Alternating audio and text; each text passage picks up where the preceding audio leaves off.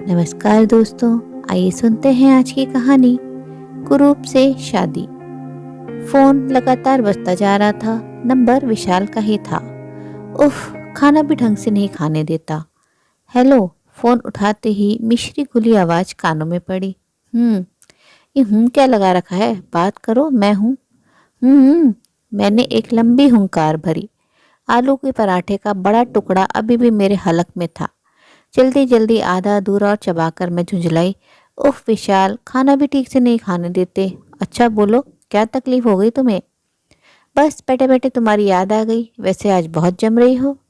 यह फोन पर तस्वीर का आविष्कार शायद अभी तक नहीं हुआ है, मैंने हंसकर कहा। अच्छा बोलो, कितने लोग आ रहे हैं? You are so intelligent dear. तुम मेरे मन की बात कैसे जान जाती हो? 3 साल से इसी पर रिसर्च कर रही हूँ। अच्छा बताओ, क्या क्या बनाना है? वही बिरयानी, कोरमा और लच्छेदार पराठे। कहो तो मैं लेता हूँ।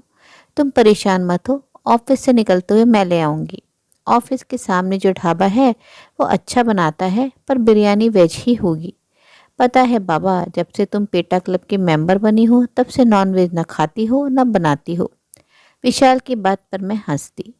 मुझे पता था आजकल विशाल की खास मीटिंग चल रही है, जिसमें कुछ लोग बाहर से भी आए हैं। ऑफिस से निकलकर मैंने तड़का ढाबे से पराठे लिए, फिर टेम्पो कर लिया। बस करती तो देर हो जाती। घर पहुंचकर ताला खोला और हाथों का सामान लिए अंदर पहुंची। जल्दी जल्दी साड़ी उतारकर गाउन पहन लिया। फ्रिज खोला तो दही, उबले आलू, लहसुन अदरक का पेस्ट तैयार रखा था।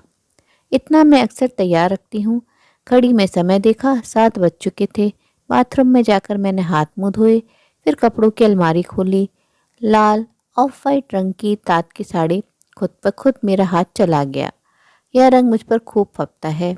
वैसे भी हर औरत अपनी सुंदरता की चमक दूसरों की आंखों में देखना चाहती है। मैंने वही साड़ी पहन ली। बालों का जूड़ा बनाकर होठों पर हल्की लिपस्टिक भी लगा ली। फिर कपड़े की अलमारी में रखा अपना मनपसंद परफ्यूम लगाया। सब कुछ तैयार था। तभी डोरबेल बजी। सामने विशाल खड़ा था, साथ में 2 लोग और भी थे। सॉरी डियर, आने में कुछ देर हो गई। अंदर आने की इजाज़त तो है ना? अरे क्या बोल रहे हो, साथ में कोई है तुम्हारे? मैंने विशाल को घूरा। तन्वी, इनसे मिलो, हमारे बॉस मिस्टर सुजॉय डे। ये मेरे कलीग मिस्टर अर्नब। और सर, ये है मेरी वाइफ तन्वी। मैं मानो आसमान से गिरी। ये मैं क्या देख रही हूँ? मेरे सामने सुजॉय खड़ा था। जीवन में कभी सुजॉय मुझे इस रूप में मिलेगा, मैंने कभी सोचा भी नहीं था। लेकिन जीवन का बहुत बड़ा सच मेरे सामने था। अरे क्या हो गया? विशाल ने मुझे टोका। नमस्ते मिस्टर डे। मैंने बड़ी मुश्किल से हाथ जोड़े। उनका औपचारिक स्वागत करके मैं अंदर आ गई।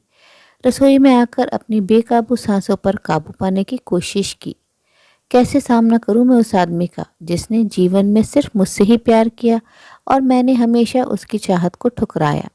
जिसके जिक्र से भी मुझे एक लिजलिजेपन का एहसास होता था, आज वही व्यक्ति मेरे पति का बॉस है। तभी विशाल की आवाज़ आई। अरे भाई, कहाँ रह गई? हाथों में ट्रे पकड़े ही मैंने विशाल को आवाज़ दी। मेरी शक्ल देखते ही विशाल घबरा गए। क्या हुआ तन्वी, तुम्हारी तबीयत तो ठीक है ना? हाँ, बस यूं ही चक्कर सा आ गया था। तुम अभी बैठो, आराम करो। खाना खाने में अभी वक्त है। बाजार से कुछ लाना हो तो बता दो। नहीं, सब कुछ तैयार है। मैंने जबरदस्ती चेहरे पर मुस्कुराहट लाने का प्रयास किया। विशाल मेरे गाल थपथपाकर चले गए और मैं वहीं पलंग पर धप्प से बैठ गई। मेरी नम आंखों में अतीत नाच उठा। कॉलेज में मुझसे 2 वर्ष सीनियर था सुजॉय। काला रंग, बाहर को निकले दांत और दुबला पतला शरीर। ढीली ढाली पैंट शर्ट में वह हमारे ग्रुप में कार्टून दिखता। पढ़ने में जरूर होशियार था वह। एक बार रैगिंग के दौरान सीनियर से बचाया था उसने मुझे।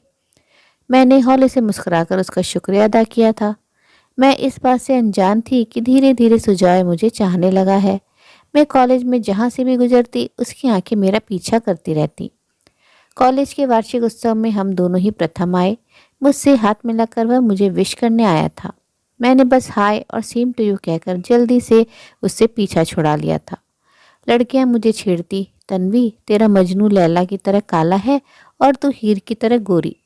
लेकिन 1 वर्ष बीतने पर भी सुजॉय की वही प्रतिक्रिया रही। वह जिन नज़रों से मुझे देखता, उनमें मासूमियत एवं विचारगी भरी होती। एक दिन कॉलेज के खाली पीरियड में जब लाइब्रेरी में बैठी मैं कोई नोट्स तैयार कर रही थी, वह मेरे पास आया और बड़ी मासूमियत से कहने लगा, तन्वी मुझसे शादी करोगी? मैं तो जैसे आसमान से आ गिरी। मैंने उसे ऊपर से नीचे तक घूरा, फिर जोर से हंस पड़ी। Don't be silly mister Sujoy, आपको पता है आप क्या कह रहे हैं? हाँ तन्वी, मैं तुमसे कुछ पूछ रहा हूँ। क्या जीवन के सफ़र में मेरी साथी बनोगी? मैं अभी शादी करने के लिए नहीं कह रहा हूँ, शादी मेरे सेटल होने के बाद ही होगी। बस अब मुझे क्रोध आ गया। सुनो मिस्टर सुजॉय, यह मेरा बीएससी का तीसरा वर्ष है। मुझे अपना कैरियर बनाना है, तो शादी का तो प्रश्न नहीं उठता। रही आपसे शादी करने की बात, तो शायद कोई अंधी होगी जो आपसे शादी करेगी। क्रोध से भरी मैं वहाँ से उठकर चली गई। सुजॉय के चेहरे की बेचारगी देखने के लिए मैं वहाँ रुकी नहीं। सुजॉय का वह आखिरी साल था। पेपर देकर वो चला गया, फिर मुझसे कभी नहीं टकराया। न मैंने ही जानने की कोशिश की कि वो कहाँ है।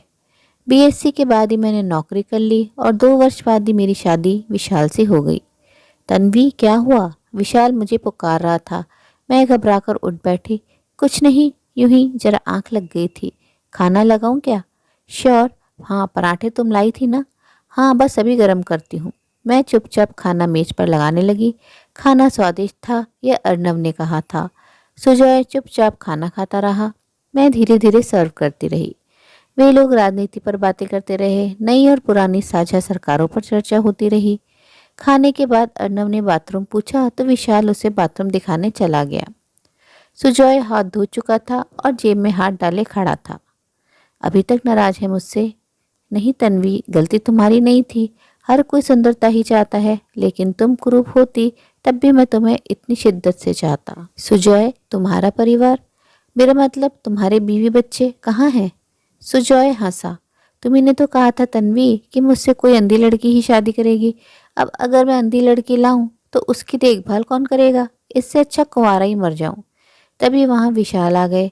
अरे तन्वी, तुम्हें नहीं पता, हमारे सुजॉय जी अभी तक कुंवारे हैं। कोई लड़की बताओ ना इनके लिए। मैं जबरदस्ती होठों पर मुस्कुराहट ले आई।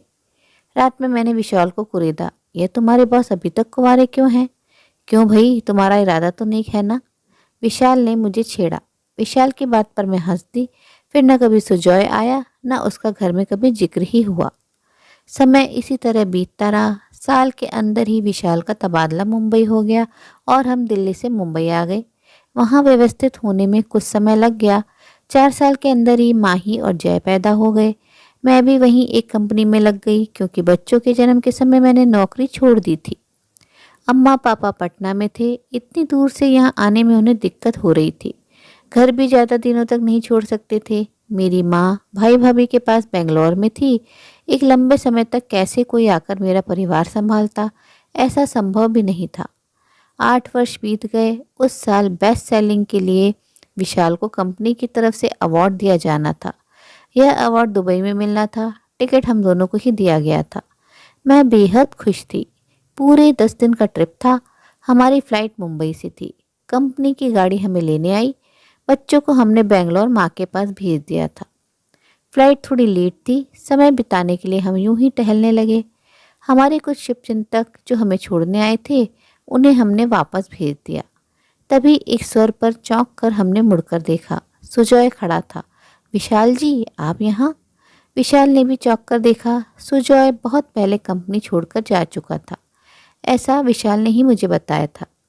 विशाल ने भी गर्मजोशी के साथ सुजॉय का स्वागत किया। हाँ, हमारी अभी यहीं से फ्लाइट है। कंपनी ने मुझे अवार्ड के लिए चुना है। बधाई हो, सुना था मैंने। सॉरी, तुरंत आपको विश नहीं कर सका।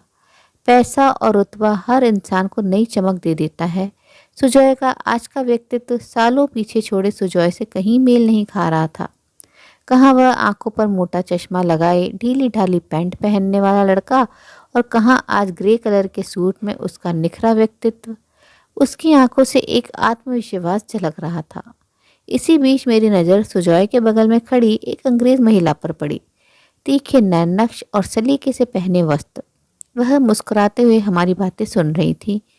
कौन हो सकती है यह लड़की? उसे देखने से तो लग रहा था कि वह सुजॉय के साथ है। Meet my wife Salina.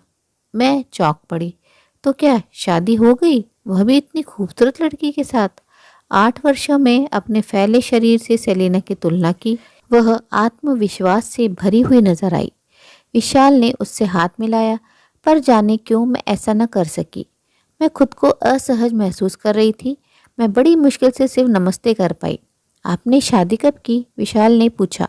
4 वर्ष पूर्व। मैंने तो सोच लिया था कि शायद मुझसे कोई लड़की शादी नहीं करेगी। ऐसा किसी ने मुझसे कहा भी था कि कोई अंधी ही मुझसे शादी करेगी। मैं सांस रोक के शांत खड़ी थी। लेकिन सेलेना के प्यार ने मुझे परास्त कर दिया।